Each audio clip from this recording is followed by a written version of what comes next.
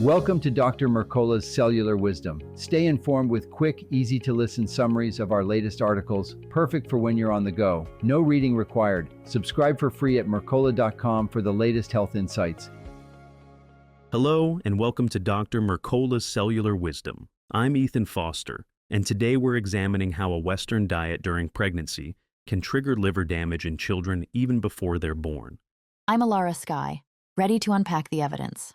A 2025 study in Liver International shows that high intakes of refined sugars and unhealthy fats during pregnancy leave detectable scars and bile acid imbalances in fetal livers. The research followed Japanese macaques because their liver development closely mirrors ours. Babies exposed to the Western diet displayed fibrosis and disrupted bile acid profiles while still in the womb.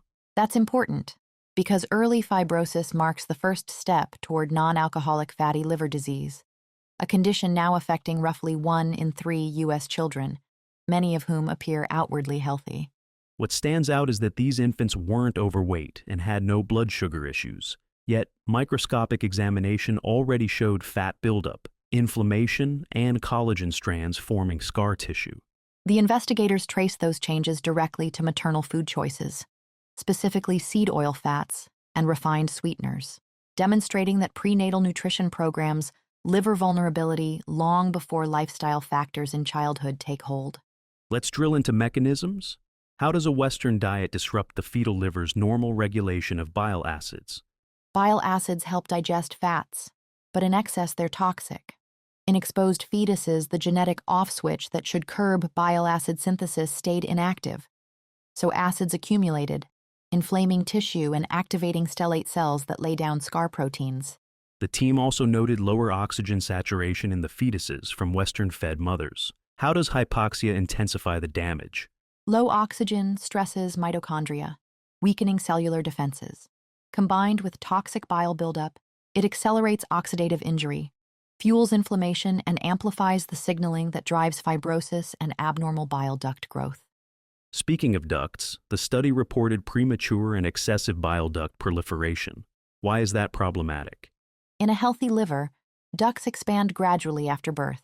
Here, they multiplied early and kept expanding, reflecting chronic stress. Overgrowth disrupts architecture, impedes flow, and perpetuates inflammation, locking the organ into a cycle of self-repair and scarring. Researchers then shifted half the offspring to a whole food diet after weaning. Did that halt the damage? It reduced some oxidative stress, but didn't erase established scars. Key fibrosis markers, one was 37% higher than normal, remained elevated despite the healthier diet, underscoring that prenatal insults are difficult to reverse. In offspring kept on the Western pattern after birth, the picture worsened. More collagen, higher bile acid pools, ongoing oxidative hits. That suggests postnatal eating can magnify or moderate but not completely undo prenatal programming. Exactly. Prevention must start before conception and continue throughout pregnancy. Once the liver's regulatory circuits misfire, later dietary improvements help, but rarely restore pristine function. Let's pivot to practical guidance. The article stresses one nutrient class above all, linoleic acid, the omega-6 fat-dominating seed oils. Why is limiting LA so central? LA integrates into cell membranes and, when oxidized, produces aldehydes that disable mitochondrial enzymes. That hampers energy production in both mother and fetus, distorts bile acid signaling, and sets off inflammatory cascades that culminate in fibrosis. Dr. Mercola recommends eliminating industrial seed oils, soybean, canola, corn, sunflower, safflower, and warns that many packaged foods and even restaurant dishes rely on them. Absolutely. Pregnant women should prepare meals at home with ghee, grass-fed butter, or beef tallow. They should also verify that so-called olive or avocado oils aren't adulterated with cheaper seed oils.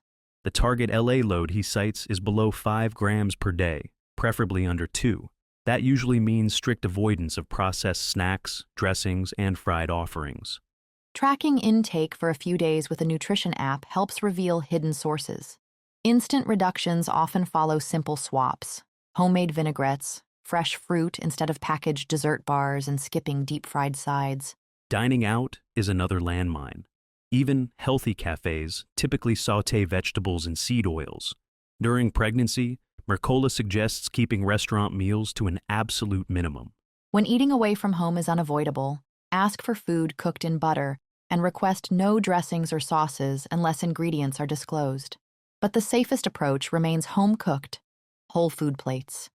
Protein choice matters too. Poultry and pork accumulate La because of their feed. Switching to ruminant meats, grass-fed beef, bison, lamb, dramatically lowers dietary omega-6 exposure.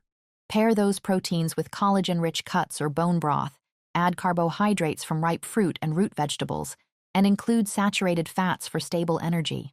Avoid restrictive regimes. Pregnancy demands consistent fuel for fetal development. Summarizing, the 5 action points are: remove vegetable oils, keep La under 5 grams, avoid restaurant fare, focus on low La animal proteins, and build balanced meals that support mitochondrial energy. Those steps not only shield the baby's liver, but also improve maternal vitality, digestion, and stable blood sugar, making pregnancy more comfortable and recovery smoother. Let's address common questions readers raised.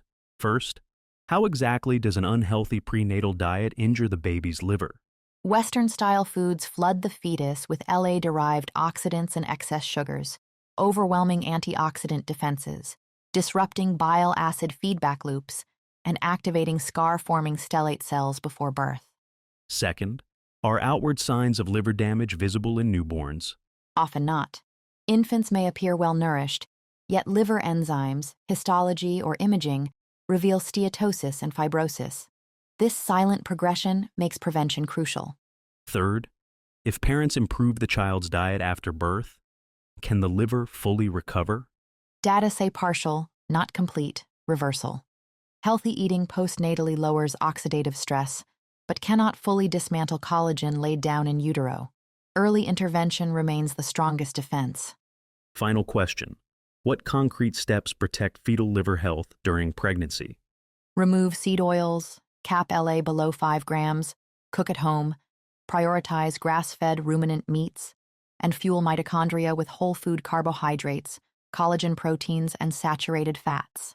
These measures build resilient liver function from day one. That brings us to a close. Maternal nutrition isn't just about meeting calorie targets. It programs a child's lifelong liver integrity. Choosing whole, low La foods during pregnancy delivers benefits science can now quantify. Thanks for joining us on Dr. Mercola's Cellular Wisdom. Your dietary decisions today shape your child's metabolic future. Stay informed, eat intentionally, and we'll meet you next time with more cellular insights. Thanks for watching. Subscribe now and click the notification bell so you never miss an update. See you in the next video.